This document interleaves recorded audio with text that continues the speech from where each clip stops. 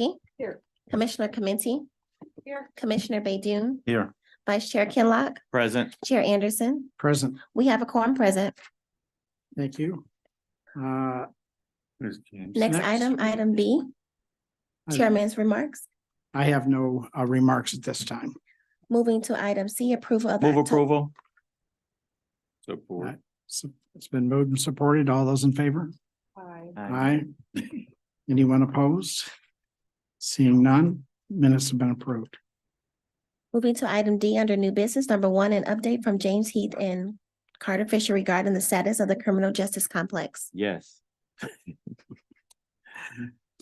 Carter, I suppose, is still getting used to fatherhood.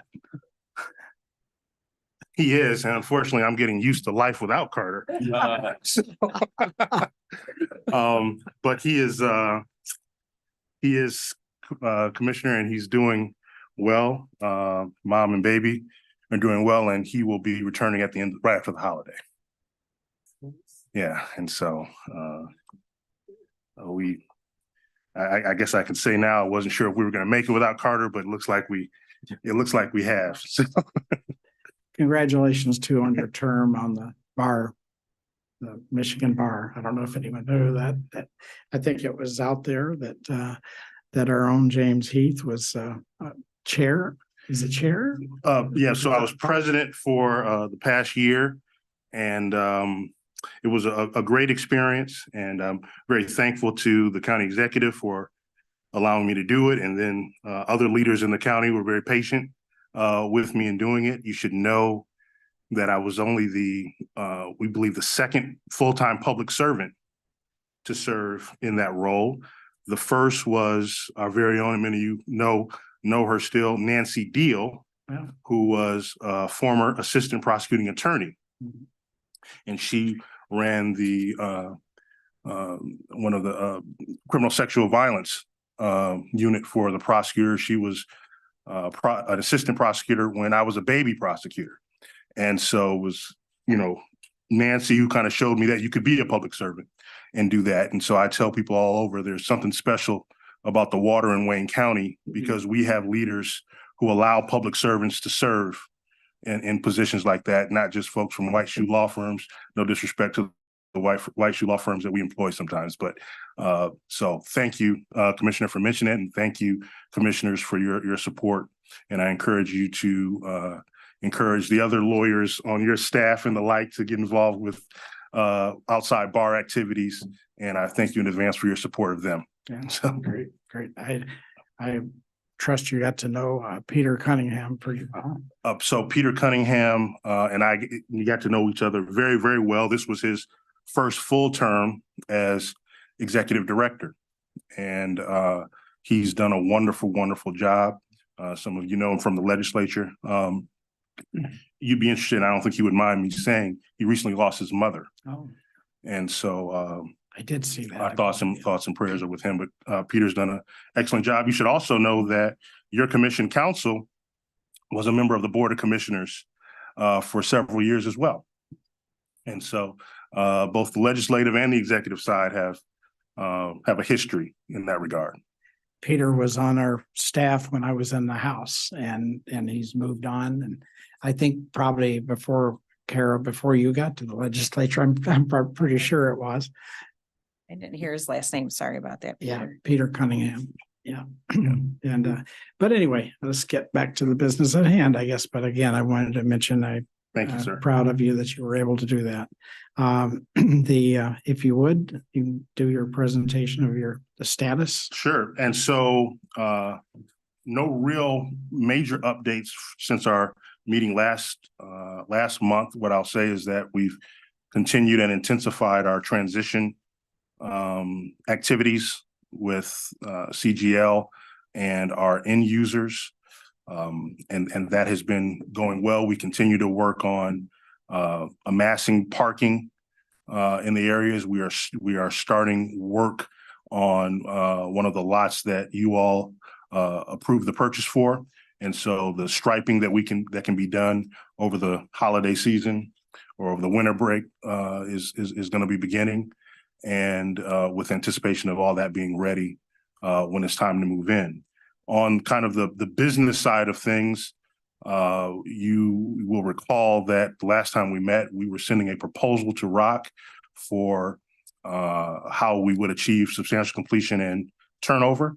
I received a response from them on Tuesday afternoon, and they asked for a meeting which is going to happen on the 21st of this month, 2 days before Thanksgiving, with senior leaders at ROC and senior leaders at the county. And we are going to discuss how we wrap this whole thing up. I think the primary issue that we're going to be discussing is substantial completion and when it was achieved. What I will tell you is that ROC has taken the position that substantial completion was achieved in mid-August.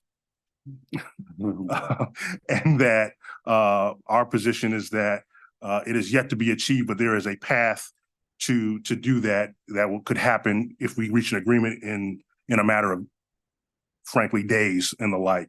Once the punch list, which you have heard us discuss ad nauseum at this table, is approved. The good thing, and all of you have heard this a number of times, is that we have been working on the punch list for months and months and months with our end users.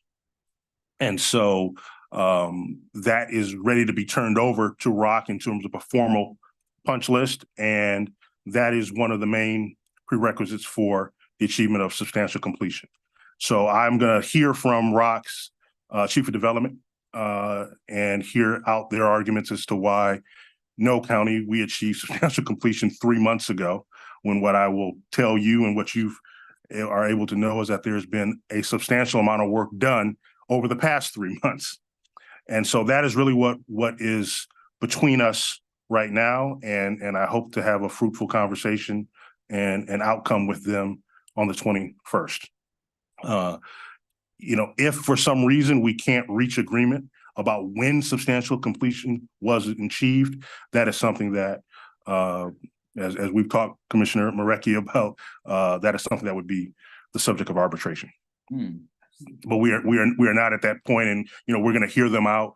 We told them that we'd give them a proposal. They said, please give us your proposal. And so their response was, well, we'd like to sit down and meet. And so whenever we have an opportunity to discuss with them, that generally produces a positive result. And so I'm looking forward to our meeting coming up early next week. Okay, I have Commissioner Marecki waiting to ask a question. So was there not some kind of paper trail that would have said, we have reached this point? They just thought it was like verbally that they were told this? So they sent us a letter saying, we believe we have reached substantial completion. Right. And per the terms of the development agreement, we sent a response within the 10 business days saying, no, we disagree with you. These are the things that we believe you still have yet to complete. And then they continued working on that stuff. And we sent them another letter saying, thank you for the work you've continued to do. We appreciate the fact that you have never stopped, that you've kept going. And we believe that we're at the point where we can, based on what we've seen you do, we're at the point where we believe we can, with some minor discussions, achieve substantial completion. And this is our proposal. They said, thank you for the proposal. The last letter I got from them, the next communication I got from them was, we'd like to sit down and have a meeting about when substantial completion was achieved. And they've made it clear that, well, we believe we achieved it 3 months ago. And so that's where we are. So there's a decent amount of paper between us, but most importantly for our purposes, the development agreement, which this commission approved and the county executive signed, which we think spells out exactly what's required for substantial completion. And we've been adhering to it. Mr. Kenlock.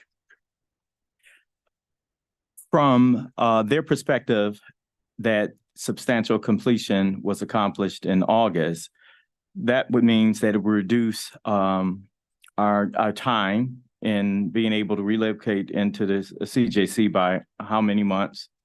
No, because what I'm saying, I'm trying to get to the point of when financial obligations would be would kick in from the county side. So our time period begins to run at turnover Okay, and not substantial completion. Okay. And so our 6 months that we've always talked about here starts at turnover, and there's no dispute that turnover has not occurred okay. at this point. So substantial completion does what for clarity again? I'm sorry about that. There's some milestones that have to be met before substantial completion. One of the things that is most important to us is county warranties on equipment and those sorts of things begin to run at substantial completion. Okay, So that's something that we are concerned about. But the most important date that is the most important milestone that is out there from the county's perspective is turnover. Mhm. And there is no dispute that turnover happens post substantial completion. And so that's the okay. How That's long the- after substantial completion? It's because we've been focusing on this, substantial, so it's 6 months, but, there's no set time period between substantial completion and turnover, okay. but milestones that need to The warranties and those. that need to be met before turnover. That turnover happens after substantial completion. And so if, for instance, if the county were to say today, let's say on the 21st, we agree substantial completion has been met. That's not what we're saying. I'm just using it for illustrative purposes. Then ROC could say, okay, well, we believe that turnover is effective some point in the future, a month or whatever period you want to say. If we were to agree that that point has occurred turnover, that is when our 6 months will start Okay. to run. So we are not, the substantial completion issue is not one that triggers our transition period with respect to the 6 months, So- which so- might trigger the penalty that you are. Okay, so referring it's the turnover, and that's something that has to be mutually agreed upon. Yeah, the county's position is that, we need to have achieved certain milestones before turnover can occur. And we're not at that point as of today. Okay, let me ask you this. Sure. So you haven't reached substantial completion, so the milestones. So you're not taking into consideration certain milestones at this particular point that may have been met or whatnot? No, we acknowledge the work that has been occurring with ROC for the last 3 months. When they Okay. first said, oh yeah, we think we've met substantial completion, and we said no. One of the things that I've been very happy with is that ROC has continued to work on the project Mhm. and continued to, make improvements to the site. And so we acknowledge that absolutely, Commissioner. And I believe, and I was at the site just a week ago, and I believe that we are right there. Mhm. And so really what is between us right now is they say they achieved substantial 3 months ago. We've said that's not the case. So it's just last point of you just think that there's some conversations that need to be had to fine tune whatever expectations that the county has for them to get to that point. Is it substantial? Are there a lot of things that, from your perspective, that's necessary for us to get to a point of accepting substantial completion? No. And so I hesitate to kind of try to get into their mind and express exactly what they're feeling. I have a better opportunity to do that after I speak After you with them have on the a meeting, yeah. 21st. Mhm. I think the main point of dispute from the county side is not that we're far away from substantial completion. It's that it wasn't achieved back in August. Okay, That's appears to be ROC's position, but certainly one that I want to give them the opportunity to flesh out when we meet. And so, what I am communicating to you is what I've spoken to them about recently, and hopefully something that'll be cleared up by the time we meet next. I just wanted to ask you, James, I know the end users, a number of them have been taking tours through, have most of their issues been addressed already? I think so. We are aware of I'm going to say substantially all of the issues that the end users have. There are most of the issues that they have if they are of a construction nature, we are saying that we are going to address after we move into the facility. You could imagine if I were to tell Bedrock now, who we're in discussions, oh no, I want you to rip that out and change that or do this or add that, how problematic that would be. We have a list of changes that end users would like to make, some of which can be done internally with our own buildings department because they're relatively minor, some of which would require a third-party contractor to complete. And we are in the process of securing folks who can do that as soon as we get the keys and can go in there and start working on those projects without interfering contractually or practically with the work. And so you can I'll give you an example, and this is quite in fairness to Rock, if you will. Right now all the bathrooms and everything is working inside of the facility, but there are signs up that say don't use these, right? Because to go back and do that would subject areas that have already been reviewed and the like to potential damage. And so that is why it's important that we wait until we have control at turnover before we go in with our own non-contractual, and by non-contractual I mean work that is not contracted under the bid specifications for Rock to do changes. A great example in one of the largest projects is something that I've mentioned in the past. The Circuit Court has requested that 2 arraignment on information courtrooms be changed into jury courtrooms, and that will help them with the backlog that they have in processing criminal cases. A reasonable request, one that we've agreed to do. And so we are going to change the design and construct 2 of those courtrooms, make them into jury-ready courtrooms. That work is going to happen after turnover.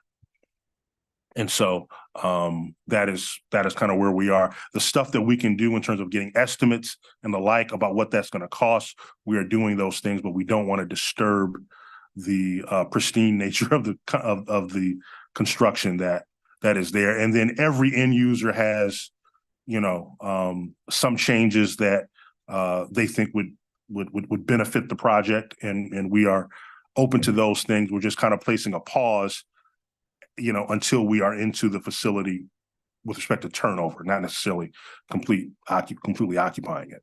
So these items would be things that were not in the original plan, and so these are things that we would then be paying for, right? Correct. Okay. And so I'll give you an example of the courtrooms, right? The design called for X number of courtrooms, right? The county is saying we want to get 2 more jury courtrooms.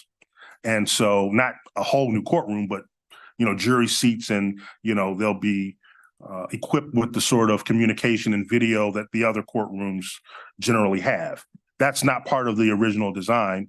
There's no doubt that is a change to the design that the county court that we will be responsible for doing. But they've made the case that it's something that will add to the productivity of the court and that it's a good thing to do. And we don't disagree with them. It's just a function of when we do it. There's other things. The court has requested that another door entry be added that will provide greater access and security. That's something that we have agreed. Yeah, we agree with it. We think it can be done, but we can do it cheaper and faster with our own contractors as opposed to going to Barton Miller and say, hey, you give me a price for doing it. And so the work that we can do after turnover, we've done. And that's something that's been explained to our end users. And I think, to varying degrees, they've been satisfied with it. I mean, there comes a point where you have to stop with the contractor and do things, I call it aftermarket, after construction. And that's just kind of where we are because we are so very close. Do you have any idea right now how the move-in process is going to have? I know you had a committee working on that, but I'm wondering, could you give us any update on that, how that will proceed after turnover? Yeah, so I think what is best is once we get closer to actual turnover, that we'll provide you with the document that's going to be finalized for the plan, the sequence, and all of those sorts of things that's still being worked through and developed, but that is getting closer as well, Commissioner Anderson. Okay. And so that's something that I think it'd be best for CGL along with our end user leads Yeah, to come in and present that to give you the level of comfort that that our plan is sound. okay. Any other committee members have any questions, any additional questions? No? Do you, does that include your report? Yes, sir, it does. Okay, all right, thank you. Yes, we'll wind up the meeting then. Madam Clerk, Item E, such other matters as may be properly submitted before the committee. I have not received any. Thanks, James. Item F, public comments. Is there anyone in the public that's present that would like to make a comment? Anyone in the public that's sitting in the audience that would like to make a comment? Is there anyone online? There is no one online and there were no emails received. Okay. All right, seeing none. Entertain a motion to adjourn. So moved. All those in favor? Aye. Aye.